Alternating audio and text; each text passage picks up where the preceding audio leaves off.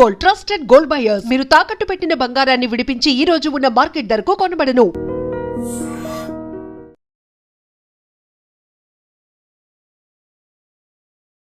నమస్తే, నేను Kavitha. Welcome to I dream news and నిజాలు. ఇరాన్ మీద యుద్ధానికి దాడికి సంబంధించి అమెరికా అధ్యక్షుడు డొనాల్డ్ ట్రంప్ రోజుకొక ప్రకటన చేస్తున్నారు. మొదటగా 48 గంటల గడువు విధించి ఆ తర్వాత 5 రోజుల డెడ్లైన్ విధించిన తర్వాత ఇరాన్కు చెందినటువంటి ఒక ఉన్నత స్థాయి అధికారితో, కీలక వ్యక్తితో చర్చలు జరుపుతున్నాను అని చెప్పిన డొనాల్డ్ ట్రంప్ ఇప్పుడు సరికొత్తగా ఇరాన్ నుంచి అతిపెద్ద గిఫ్ట్ వచ్చింది అనేటువంటి మాట కూడా చెప్తున్నారు. అయితే ఇరాన్, ఇజ్రాయెల్ కన్ఫ్యూజన్కి లోనవుతున్నాయి. బట్ డొనాల్డ్ ట్రంప్ చేస్తున్నటువంటి గేమ్ ప్లాన్ ఏంటి, తన స్ట్రాటజీ ఏంటి, లేకుంటే ఇదంతా కేవలం మైండ్ గేమ్లో భాగంగానే జరుగుతోందా? మనతో పాటుగా ఉన్నారు సీనియర్ జర్నలిస్ట్ సురేష్ కొచ్చాదిల్ గారు. సార్ నమస్తే. సో రోజుకొక స్టేట్మెంట్ అనాలా, గంటకొకటి మారుతోంది అంటారా మీరు? యాక్చువల్లీ ఇది ఒక జోక్ లాగా మారిపోయింది. ఎందుకంటే ఇప్పుడు ఒక అమెరికన్ ఛానల్ అన్నారు ట్రంప్తోనే మాట్లాడుతున్నారంట. ఓకే, ఎందుకంటే ఎవరు లేరు అటువైపు. ముందు వీళ్ళు అన్నారు Jared Kushner and Steve Witkoff మాట్లాడుతున్నారు, ఇరానియన్స్తో అన్నారు. ఇరానియన్ టాప్ లీడర్షిప్లో ఒకరు అన్నారు. వాళ్ళ దగ్గర ఉన్న టాప్ లీడర్షిప్లో 3 ఉన్నారు ఇప్పుడు. ఒకటి ప్రెసిడెంట్, వాళ్ళ speaker of parliament and supreme leader. దీంట్లో ముస్తఫా ఎక్కడ కనిపించట్లేదు. ప్రెసిడెంట్ కూడా మాట్లాడలేదు. ఆయన దీనికన్నా ముందు ఒకసారి మీకు గుర్తుంటుంది, నాకు ఆయన మీద డౌట్ ఉంది యాక్చువల్లీ. పక్కన రాష్ట్రం మీద బాంబులు వేసినప్పుడు ఆయన అపాలజైజ్ చేసిండు. I think it is Day 4 or Day 5. Saudi Arabia వాళ్ళకి ఫోన్ చేసి వీఆర్ సారీ, మీ మీద జరిగిన ఈ తప్పైంది, ఇంకా చేయం ఇప్పుడు నుంచి చెప్పారు. ఇమ్మీడియట్గా ఆయన హాఫ్ అన్ అవర్లో ఆయన స్టేట్మెంట్ విత్డ్రా చేయాల్సి వచ్చింది. ఇరాన్ రెవల్యూషనరీ గార్డ్స్ ఆయనకు ఒక వార్నింగ్ ఇచ్చుంటారు, ఇమ్మీడియట్లీ విత్డ్రా చేసుకున్నాడు ఆ స్టేట్మెంట్. సో ఆయన కూడా కాదు ఇప్పుడు. Next speaker of Iranian parliament అంటున్నారు, ఆయన కూడా బహుశా కాదు. ఎందుకంటే ఆయన అయితే ఓపెన్లీ డినై చేశాడు, నేను మాట్లాడలేదని చెప్పి. జరుగుతుంది ఏంటంటే కొన్ని రాష్ట్రాలు గల్ఫ్లో, ఎస్పెషలీ ఖతర్, కువైత్, బహ్రెయిన్, ఈ 3 రాష్ట్రాలు చాలా ఇంపాక్ట్ అయింది. వీళ్ళకి ఇరాన్తో అంత కోపం లేదు. ఇరాన్తోని యాక్చువల్ యాంగర్ ఉన్నది సౌదీ అరేబియా. దీనికన్నా ముందు కూడా ఇరాన్ కాకుండా హూతీల మీద ఒక అరబ్ కంట్రీ మీద దాడి చేసిన ఫస్ట్ అటాక్ ఒక 3 సంవత్సరాల ముందు సౌదీ అరేబియా హూతీల మీద అటాక్ చేశారు. ఇండైరెక్ట్లీ ఇరాన్ అటాక్ చేసినట్లేదు. So Saudi Arabia prince Mohammed bin Salman ఇవాళ న్యూయార్క్ టైమ్స్ ఆర్టికల్, ఆ న్యూయార్క్ టైమ్స్లో పబ్లిష్ చేస్తే అది కొంచెం క్రెడిబిలిటీ ఉండాలి దానికి. ఈ యుద్ధం ఆగిపోతుంది, యుద్ధం అయిపోయింది, మనం వీళ్ళని మాట్లాడుతున్నాం, టాక్స్ నడుస్తుంది, we will wind down the war అని ట్రంప్ చెప్తున్నప్పుడు కూడా ఆల్మోస్ట్ 6,000 మంది నుంచి 8,000 మంది మెరీన్స్ని తెప్పిస్తున్నారు యుఎస్ గల్ఫ్కి, మిడిల్ ఈస్ట్కి. ఎందుకు? మీరు యుద్ధం ఆగిపోతే మళ్ళీ ఎందుకు తీసుకొస్తున్నారు వారిని? If you having very good talks, మేము ఇది ర్యాపప్ చేస్తాం అది అన్న ట్రంప్ లేదు. న్యూస్ ఏంటంటే న్యూయార్క్ టైమ్స్లో Saudi Arabian prince Mohammed bin Salman ఆయనకి విసుకొచ్చి లాస్ట్లో అన్నారంట ట్రంప్ దగ్గర, once and for all Iran finish చేసేసేయండి, ఎంత డబ్బులు కావాలంటే మేము ఇస్తాం మీకు, money is not a criteria. ఇది మన సుపారీ ఇచ్చినప్పుడు ఒక మర్డర్కి ఇదే చెప్తారు డైలాగ్, 50 కామ్ సే పహలే 50 కామ్ కే బాద్ అంటారు చూడండి, పాత హిందీ సినిమాల్లో మాఫియా లాగా. అది సౌదీ అరేబియా చెప్పారంటే, మీరు చెప్పండి ఎంత కావాలి, we will provide the money, మీరు ఇరానియన్ రెజ్యూమ్, ఇప్పుడున్న ఇరానియన్ రెజ్యూమ్ని కంప్లీట్గా ఫినిష్ చేసేయండి. ఇది సపోర్ట్ చేస్తున్న ఇంకొక రాష్ట్రం ఇజ్రాయెల్ కూడా ఇదే కావాలి. ట్రంప్ ఏమంటున్నారంటే అక్కడ ఒక రెజ్యూమ్ చేంజ్ జరిగింది. సో మనందరూ సర్ప్రైజ్ అయిపోయాం, ఎట్లా జరిగింది రెజ్యూమ్ చేంజ్? అక్కడ మేము టాప్ లీడర్షిప్ని అందరినీ కొట్టేశాం, కానీ ఇంకొక టాప్ లీడర్షిప్ పైకి వచ్చింది, వాళ్ళు ఇప్పుడు ఆ దేశం నడుపుతున్నారు. అట్లా కూడా ఉందా? ఎందుకంటే సుప్రీం లీడర్ మళ్ళీ టాప్ లీడర్ అయిపోయారని అంగీకరిస్తున్నారు ట్రంప్. రెజ్యూమ్ చేంజ్ కాదని ఇప్పుడే అగ్రీ చేసుకున్నారు ఆయన. ఎందుకంటే ఇనిషియల్ మొదలైనప్పుడు ఫస్ట్ కండిషన్ ఆయన ఏం పెట్టినంటే, ఒకటి యురేనియం ఉండే, రెండవది అక్కడ ఎవరు లీడర్గా ఉండాలని మేము డిసైడ్ చేస్తామని చెప్పారు. మీకు గుర్తుంటుంది, నేనే ఇంటర్వ్యూ చేస్తాను, నేనే ఇంటర్వ్యూ బోర్డ్ చైర్మన్ అని చెప్పిన మనిషి, అపాయింట్ చేసేది నేనే అని చెప్పి మనిషి ఇప్పుడు దాని గురించి మాట్లాడలేదు. రెజ్యూమ్ చేంజ్ జరిగింది ఆల్రెడీ. ఈయన అన్నీ చెప్పుకుంటూ వెళ్తాడు. ఎందుకంటే అమెరికాలో నిన్న ఆయన కాన్స్టిట్యున్సీలో ఒక ఎలక్షన్ జరిగింది. మీరు దాని రిజల్ట్ మీకు తెలుసుంటో లేదో కానీ మన దగ్గర ఒక అసెంబ్లీ ఎలక్షన్ జరిగినట్లు వాళ్ళ దగ్గర మారాలాగో, ఈయన ఉన్న ఫ్లారిడాలో ఉన్న మారాలాగో ఏరియాలో ఉన్న ఆ కాన్స్టిట్యున్సీలో నిన్న ఒక ఎలక్షన్ జరిగింది. అక్కడ లాస్ట్ 4 సార్లు రిపబ్లికన్స్ గెలిచారు.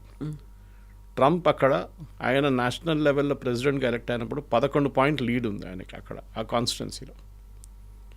నిన్న అక్కడ డెమోక్రాట్స్ గెలిచారు. అదొక పెద్ద న్యూస్. ఎందుకంటే ఒక రిపబ్లికన్ స్ట్రాంగ్ హోల్డ్, ప్రెసిడెంట్ ఇల్లు, ప్రైవేట్ హౌస్ ఉన్న ఆ ప్లేస్లో కూడా డెమోక్రాట్స్ గెలిచారంటే అక్కడున్న ప్రజలకి ఎంత వ్యతిరేకత చూడండి.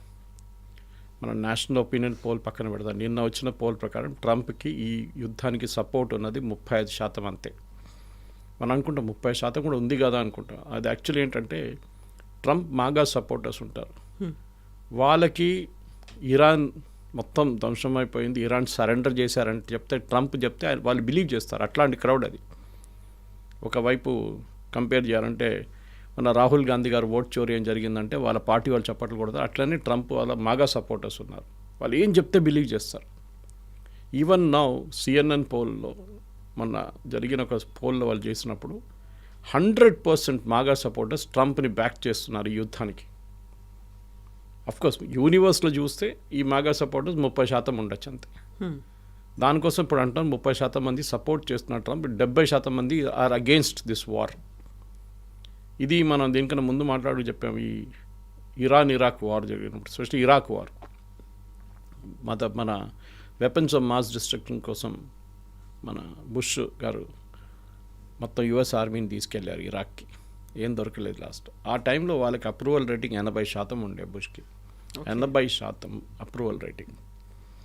ఇప్పుడు ఈ పరిస్థితుల్లో ట్రంప్ ఏం చేయగలుగుతారు అనేది పెద్ద ప్రశ్న. ఎందుకంటే he has become a joke, literal joke. ఎందుకంటే 5 రోజుల్లో ఇవాళ 2వ రోజు అయిపోయినాయి, ఇంకా 3 రోజులు ఉన్నాయి, ఏం ప్రోగ్రెస్ లేదు. దీని నడిమిట్లో పాకిస్తాన్ దుంకారు. మీరు చూసుంటారు, మేము టాక్స్ నడిపిస్తాం అది ఇదని చెప్పి. And there is a very good story by Shekhar Gupta అనుకుంటాను. Shekhar Gupta somebody else made a very good story saying why India should keep out of all this. ఎందుకంటే ది ఎంటైర్ థింగ్ ఒక మెస్లో ఎండప్ అయిపోతుంది. తో మనం బయట ఉండడం ఖాళీ, మన షిప్పులు వస్తుందా లేదో చూసుకోవడం. నిన్న 2 షిప్పులు బయటకు వచ్చినాయి, ఇంకా 7 రెడీగా ఉందంట బయటికి రావడానికి.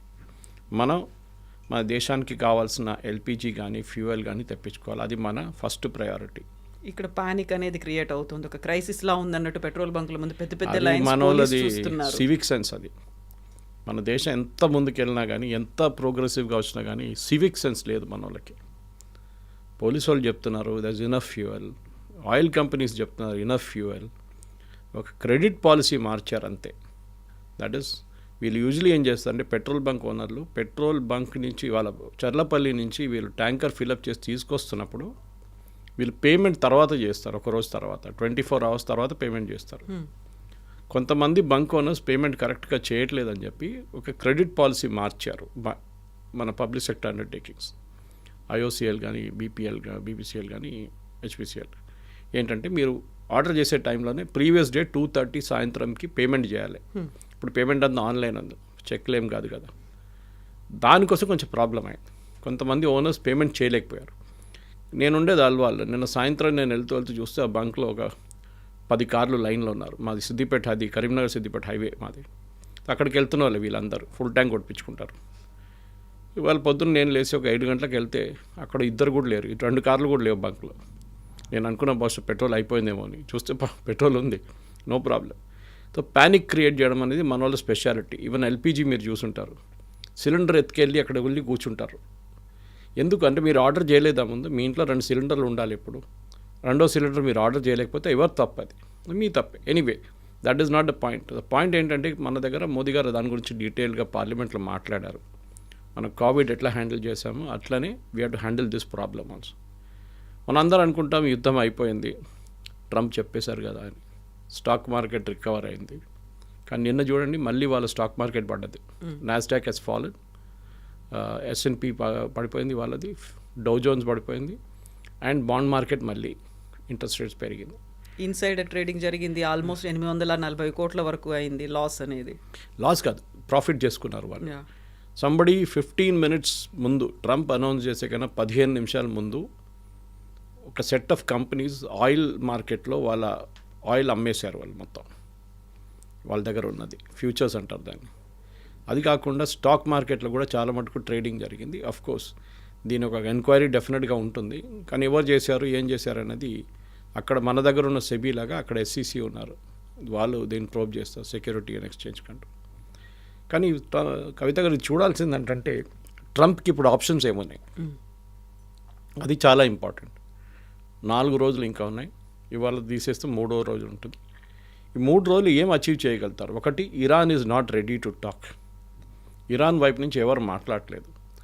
Oman and Turkey and Egypt వీళ్ళు ఇక్కడ వెళ్ళి మాట్లాడి మళ్ళీ అక్కడ వెళ్ళి మాట్లాడుతున్నారు. ఇది జరుగుతుంది. That is they are talking in both the places అన్నమాట. ఇరాన్ దగ్గర వెళ్ళి అడుగుతాను మీరేం చేస్తారు చెప్పండి, అమెరికా చెప్తున్నారు. సో అమెరికా అన్నాడు మేము ఒక 15 point ఒక ప్లాన్ ఇస్తాం మీకు, మేము బహుశా పొద్దున్న మీకు పంపించాను ప్లాన్ ఒకటి. దాంట్లో అన్ని 15 points చూడక్కర్లేదు మనం. మెయిన్గా ఒకటి యురేనియం డిస్ప్యూట్. ఇప్పుడు I was listening to one podcast ఇప్పుడే, దాంట్లో ఏమంటున్నారంటే ఇరాన్ మా దగ్గర ఉన్న ఎన్రిచ్ యురేనియంలో 480 కిలోలు అంటున్నారు కొంతమంది, 760 అంటున్నారు కొంతమంది. మేము మాకు కావాల్సిన మెయిన్ 20 to 30% మా న్యూక్లియర్ ప్లాంట్ నడిపించడానికి కావాల్సిన యురేనియం మా దగ్గర పెట్టేసుకుంటాం, మిగతా we will move it to IAEA.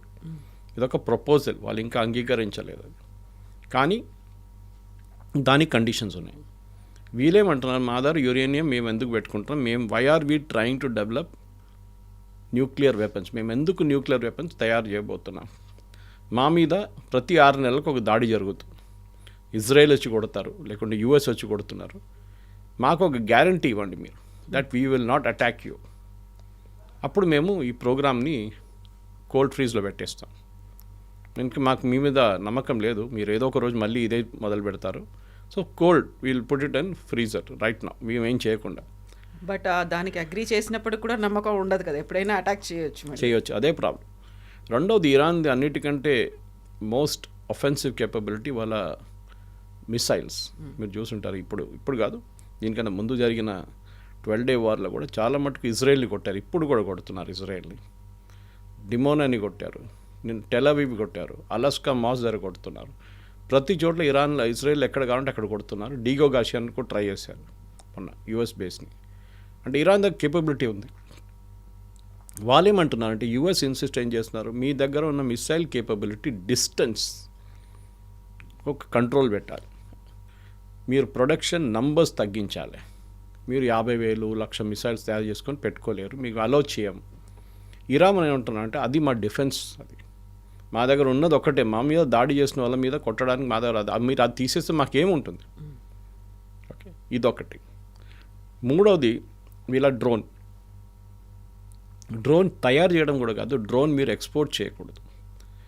Russia ఇప్పుడు చాలా మటుకు యుక్రెయిన్ వ్యతిరేకంగా వాడుతున్నదంతా ఇరానియన్ డ్రోన్స్, షహీద్ 316 ఈ డ్రోన్లు వాడుతున్నారు. మీరు ఎక్స్పోర్ట్ చేయకూడదు, మీరు కావాలంటే ఇంటర్నల్లీ మీద తయారు చేసుకోండి. You cannot sell it to Russia or any other country. నాలుగోది అఫ్కోర్స్ వాళ్ళ యురేనియం కెపాసిటీ నుంచి వాళ్ళు మాట్లాడుతున్నారు. రెజీమ్ చేంజ్ గురించి మాట్లాడుతున్నారు. రెజీమ్ చేంజ్ ఇరాన్ అగ్రీ చేయరు. ఒక టైంలో ఒక ఆపర్చునిటీ ఉండే, కానీ అది పోయింది ఆపర్చునిటీ. ఇప్పుడు ట్రంప్ ఒక టైంలో ఈ యుద్ధం మొదలే ముందన్నారు, help is on the way, మీరందరూ రోడ్డు మీదకి రండి, వచ్చి రెజీమ్ చేంజ్ చేద్దాం. కానీ హెల్ప్ రాలేదు.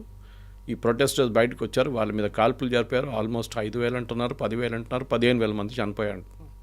వాళ్ళు ఇప్పుడు ట్రంప్ని బిలీవ్ చేయరు.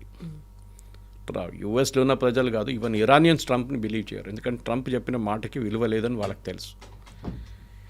ట్రంప్కి ఇప్పుడు డెస్పరేట్గా అమెరికన్ లాంగ్వేజ్లో ఆఫ్ ర్యాంప్ అంటారు, అంటే he wants to get out of that.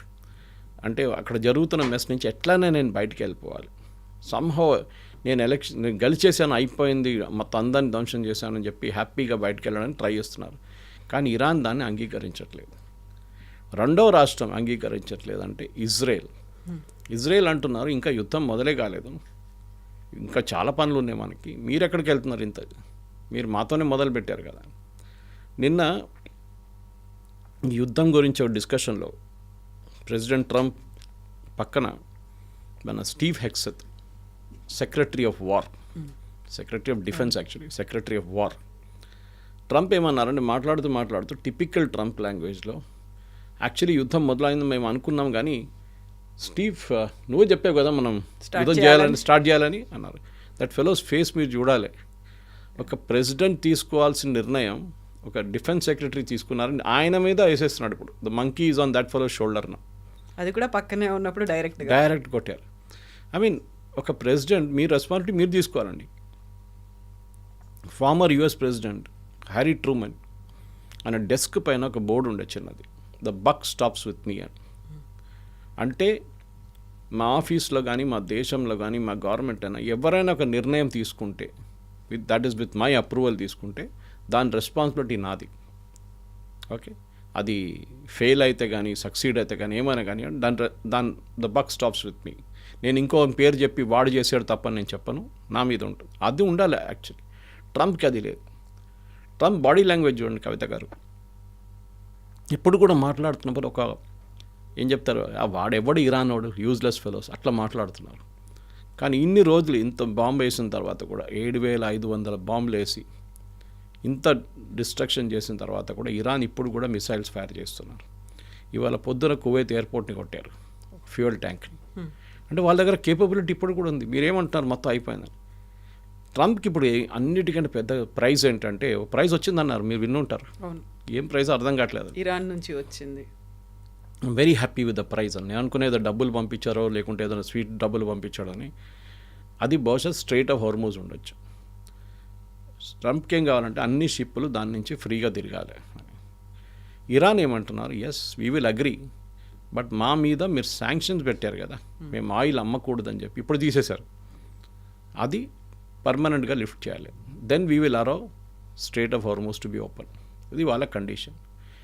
అది ట్రంప్ కూడా అదే కావాలి, ఇరాన్ కూడా అదే కావాలి. కానీ ఇరానియన్ ఆయిల్ మార్కెట్లో అమ్మితే డాలర్ టర్మ్స్లో ఇరాన్కి చాలా పెద్ద రెవెన్యూ వస్తుంది. ఇప్పుడు రష్యా ఎట్లా ఎంజాయ్ చేసుకుంటున్నారో అదే థింగ్ ఇరాన్కి వస్తుంది అనమాట. ఇరాన్ యూజువలీ వాళ్ళ ఆయిల్ అమ్మేది చైనాకి అండ్ మన దేశానికి. అది ఇమ్మీడియట్గా వాళ్ళు మొదలు పెట్టేశారు కూడా ఆల్రెడీ. కానీ ఇప్పుడు ఒఫీషియల్గా మీరు చేస్తే మాకు డబ్బులు వస్తాయి, మాకు కావాల్సిన రెవెన్యూ వస్తుందని ఇరాన్ చాలా క్లియర్గా తెలుసు.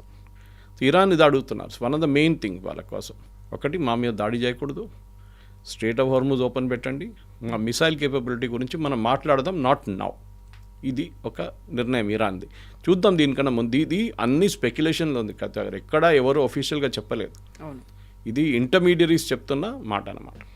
సో 3 దేశాల మధ్య జరిగేటువంటి యుద్ధం అన్నిటికీ ప్రపంచవ్యాప్తంగా ఇంపాక్ట్ చూపించింది అనుకున్నప్పుడు ఆ 3 దేశాలు కూడా ఒక డిఫరెంట్ ఒపీనియన్ని ఎక్స్ప్రెస్ చేస్తున్నాయి. వాళ్ళకంటూ ఉన్నటువంటి ఆ ఒక మెసేజ్ని బయట ప్రపంచానికి అందిస్తున్నాయి. ఎక్కడా కూడా ఒక ఏకాభిప్రాయం అనేది కనిపించట్లేదు. సో ఇందులో మైండ్ గేమ్ అనేది ఎవరు ప్లే చేస్తున్నారు? సో ఈ మైండ్ గేమ్ అనేది ప్లే చేసేది ఇరాన్ యాక్చువల్లీ. ఇప్పుడు అమెరికన్ కామెంటేటర్స్ కూడా అంటున్నారు ఈ యుద్ధం ఎవరైనా గెలిచారంటే అది ఇరాన్. అప్పుడు మీరు అడగొచ్చు, వాళ్ళు వాళ్ళ ఎయిర్ ఫోర్స్ మొత్తం ధ్వంసమైంది, వాళ్ళ నేవీ అంతా కంప్లీట్గా వాళ్ళు సింక్ చేసేసారు, ఏం మిగిలింది, వాళ్ళు ఏం గెలిచారంటారని నా దగ్గర అడగొచ్చు మీరు. ఇరాన్కి ఒకటే కండిషన్ ఉండే ఈ వార్ మొదలైనప్పుడు, అప్పుడు దాకా, దాట్ మేము సర్వైవ్ కావాలి, మేము ఉండాలి. ఎవరైనా కానివ్వండి, మా లీడర్షిప్ పోతే కానీ సెకండ్ ర్యాంక్ థర్డ్ ర్యాంక్ అన్నీ పోతే as a nation we should be there. అది వాళ్ళది ఒక ఇన్సిస్టెన్స్ ఉండే. డార్విన్ సిద్ధాంతం అదే కదా, సర్వైవల్ ఆఫ్ ద ఫిట్టెస్ట్. వాళ్ళు సర్వైవ్ అవుతున్నారు. అది పెద్ద విక్టరీ వాళ్ళకి. దీనికన్నా పెద్ద బాంబింగ్ మీరు ఏం చేస్తారు? ఇంత బాంబింగ్ ఉన్నప్పుడు what other bombing will be do? ఇది కండిషన్ అన్నమాట. ఇది ఇరాన్ చెప్పేది. సో వాళ్ళు ఈ యుద్ధానికి ఇప్పుడు నెక్స్ట్ ఒక 1 వీక్లో సీజ్ ఫైర్ అయితే కూడా they have technically one the war.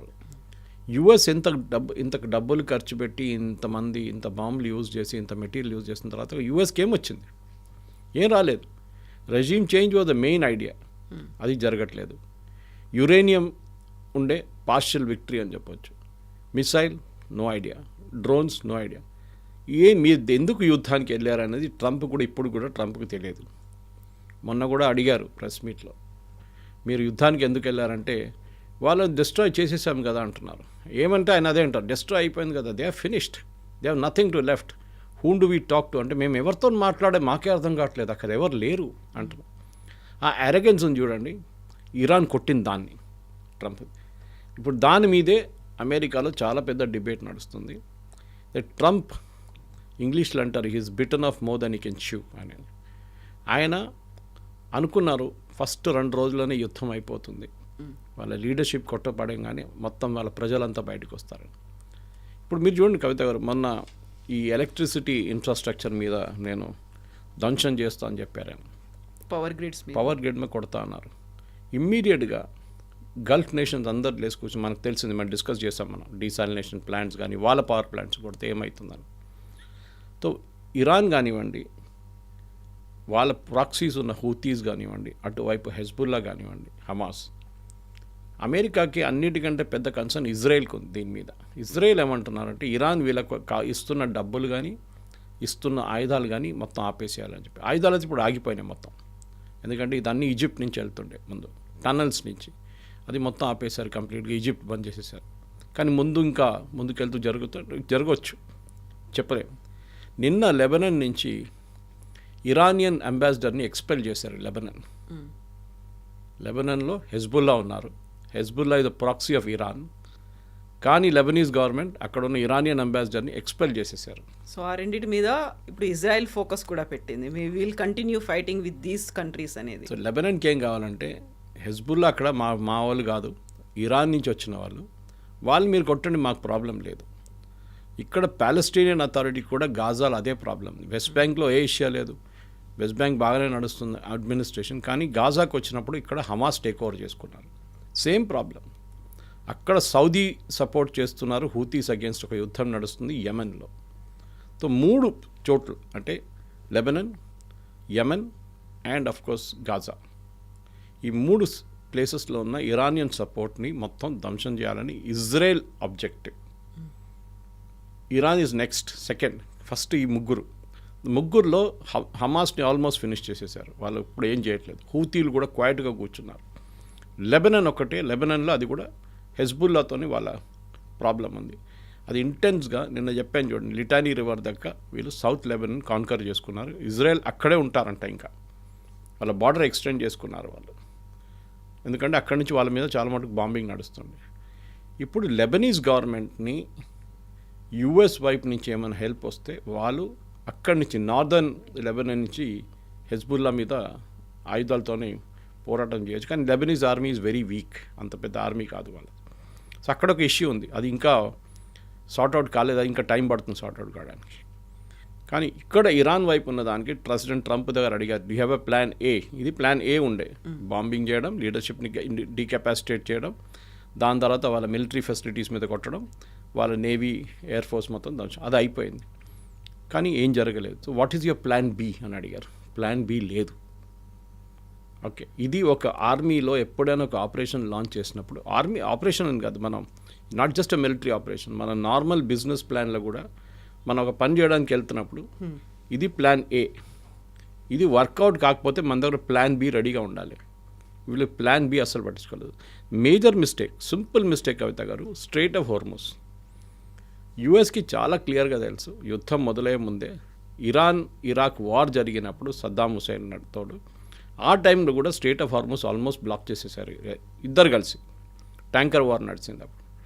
వీళ్ళకి తెలుసు ఇది జరిగినప్పుడు స్ట్రెయిట్ ఆఫ్ హార్మస్ క్లోజ్ చేస్తారు. అప్పుడు మీ ప్లాన్ బి ఏంటి, మీరు ఎట్లా ఓపెన్ అప్ చేస్తారు, మీకు ఏమైనా ఆప్షన్స్ ఉన్నాయా? అప్పుడే మీరు షిప్స్ తీసుకొచ్చి అక్కడ పెట్టుకుంటే బాగుంటుంది కదా, మీ వార్ షిప్స్ చేయలేదు. ఇప్పుడు ఏమంటున్నారు, మీరు ఓపెన్ చేయండి, కావాలంటే మనం ఇద్దరు కలిసి నడుపుతాం అది అంటున్నారు. చైనీస్ షిప్స్ పోతున్నాయి, మన ఇండియన్ షిప్స్ వెళ్తున్నాయి అటువైపు. అది కాకుండా చాలా మటుకు ఈవెన్ బంగ్లాదేశీ షిప్లు కూడా పోతున్నాయంట. ఓన్లీ యుఎస్ షిప్స్ వెళ్ళలేకపోతున్నారు. యుఎస్లో ఫర్టిలైజర్ది ఇప్పుడు మేజర్ ఇష్యూ నడుస్తుంది కవిత గారు. చాలా మటుకు ఫర్టిలైజర్ ఈ ఏరియా నుంచి వస్తుంది, స్ట్రెయిట్ ఆఫ్ హార్మస్ నుంచి. అది యుఎస్కి చేరుకోవట్లేదు. చేరుకోవాలంటే ఇంకొక 20 రోజులు పడుతుంది. That is too late for this. అప్పటికి సీజన్ అయిపోయింది, సోయింగ్ సీజన్ అయిపోతుంది. అక్కడ పెద్ద ఒక టెన్షన్ నడుస్తుంది. ప్రెసిడెంట్ ట్రంప్ దానికే ఇరాన్ క్లియర్గా చెప్పారు చూడండి, మేం టాక్స్ నడపట్లేదు, మా వైపు నుంచి ఎవరు మాట్లాడలేదు. President Trump oil market and stock మార్కెట్ని కూల్ డౌన్ చేయడానికి చేసిన పని ఇది అని చెప్పి వాళ్ళు చాలా క్లియర్గా చెప్పారు. ఇప్పుడు పరిస్థితి ఎట్లయిపోయిందంటే ట్రంప్ ఒక్కరే చెప్తున్నారు మేము మాట్లాడుతున్నాను, ఇరాన్ చెప్పట్లేదు, ఎవ్వరు మాట్లాడట్లేదు, టర్కీ ఏం చెప్పట్లేదు, ఈజిప్ట్ మాట్లాడట్లేదు, పాకిస్తాన్ వెన్యూ ఆఫర్ చేశారు, టేబుల్ చైర్లు 2 చైర్లు ఆఫర్ చేశారు, వాళ్ళు కూడా మాట్లాడట్లేదు. ఇప్పుడు nobody is prepared to come. ఎందుకంటే ఇవాళ పొద్దున కూడా ఇజ్రాయెల్ వైపు నుంచి తెహరాన్ మీద దాడి జరిగింది. అంటే యుద్ధం ఎక్కడ ఆగిందండి, ఇది అర్థం కావట్లేదు. అదే అంటారు ఇరాన్, యుద్ధం ఎక్కడ ఆగింది, మీరే అన్నారు ఆగిపోయింది, మేము 5 రోజుల దాకా మీ మీద దాడి చేయమనగానే మళ్ళీ మా మీద దాడి చేస్తున్నారు మీరు. What has stop? Nothing has stop. అదొక పెద్ద ఇష్యూ ట్రంప్కి ఉంది. కొంతమంది అంటున్నారు బెంజమిన్ నెటన్యాహు బహుశా ట్రంప్ మాటల్ని పట్టించుకోవట్లేదని. అది ఉండొచ్చు, కానీ వితౌట్ యుఎస్ సపోర్ట్ ఇజ్రాయెల్ ఏం చేయలేరు. ఒకటి ఆయుధాలు, నెక్స్ట్ ఇంటెలిజెన్స్, మూడవది సపోర్ట్. ఇప్పుడు ట్రంప్ ఏమంటున్నారంటే ఇవాళ పొద్దున ఒక అమెరికన్ ఛానల్లో one of the political commentators అదే అన్నాడు, ట్రంప్ పాసిబ్లీ నెటన్యాహుని పిలిచి ఒక లెక్చర్ ఇస్తారు, క్లాస్ తీసుకుంటారు, నాకు యుద్ధం ఆపాలి మీరు కూడా ఆపాలని చెప్తే అప్పుడు ఒక ఫ్రిక్షన్ పాయింట్ అక్కడ రావచ్చు. నెటన్యాహు అంటారు సారీ వార్ ఇంకా కాలేదు, నాకు ఇంకా 3 వారాలు కావాలి, అక్కడ లెబనన్ ఇక్కడ ఇరాన్ వీళ్ళిద్దరిని ట్యాకిల్ చేసుకుంటే కూడా నేను యుద్ధం ఆపను, అమెరికాకేమో ఇప్పుడే యుద్ధం ఆపాలి, ఈ వీక్ ఆగిపోవాలని. దాంట్లో ఒక ఇంట్రెస్టింగ్ మాట ఏమొచ్చిందంటే కాకపోతే దీనికన్నా ముందు Jared Kushner and Steve Witkoff మాట్లాడినప్పుడు యుఎస్ వైపు నుంచి జెనీవాలో ఒమాన్ ఫారెన్ మినిస్టర్ అన్నారు, దాంట్లో బ్రిటిష్ ఫారెన్ మినిస్టర్ ఒక వాళ్ళ టీం నుంచి ఒక మెంబర్ ప్రెజెంట్ ఉన్నారు. నాకు అర్థం కాదు వాళ్ళు ఎందుకు వచ్చారని, కానీ ఆయన కూడా మీటింగ్లో ఉన్నారు ఒఫీషియల్గా. ఆయన ఏమన్నారంటే ఇరాన్ ఇప్పుడు చెప్తున్న అన్నీ అప్పుడు అగ్రీ చేశారంట.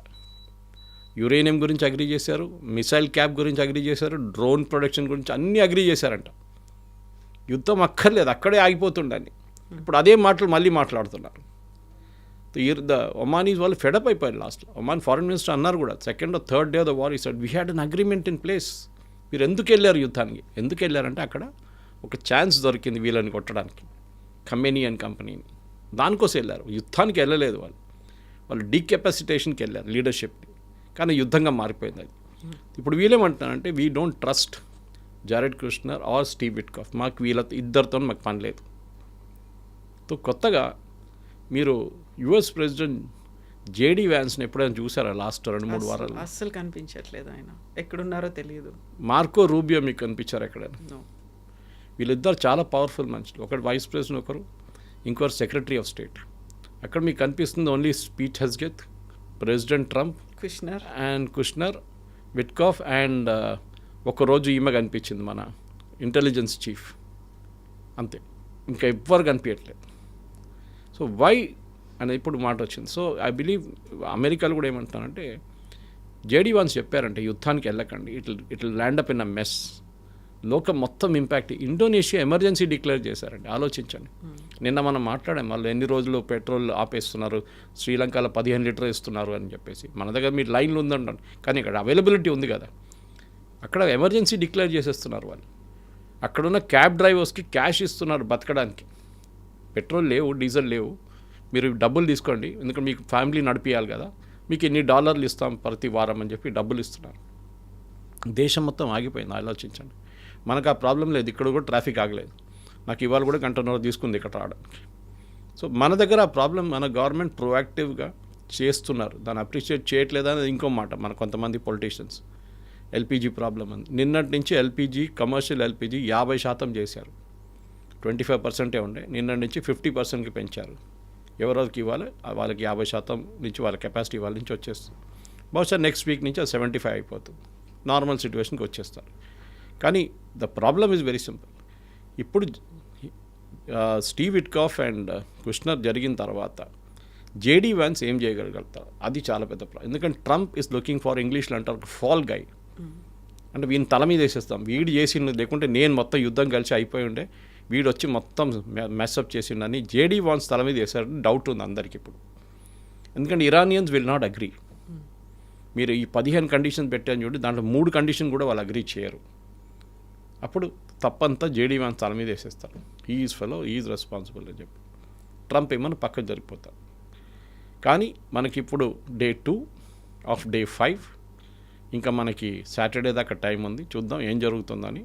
దాన్ని బట్టి we can take a call. ఎందుకంటే రోజుకి మలుపు తిరుగుతుంది, ఎవ్రీ 2 hours ఎన్ని డిఫరెంట్ స్టేట్మెంట్స్ వస్తాయో తెలియదు, మనం చూస్తున్నాం. ఎందుకంటే ట్రంప్ ఒక మాట ఒక ప్లేస్లో వెళ్ళి ఒక మాట అంటారు, నెక్స్ట్ ప్లేస్లో ఆయన అడ్రస్ చేస్తున్న ఆడియన్స్ మీద ఆయన is playing on the psychology. Exactly.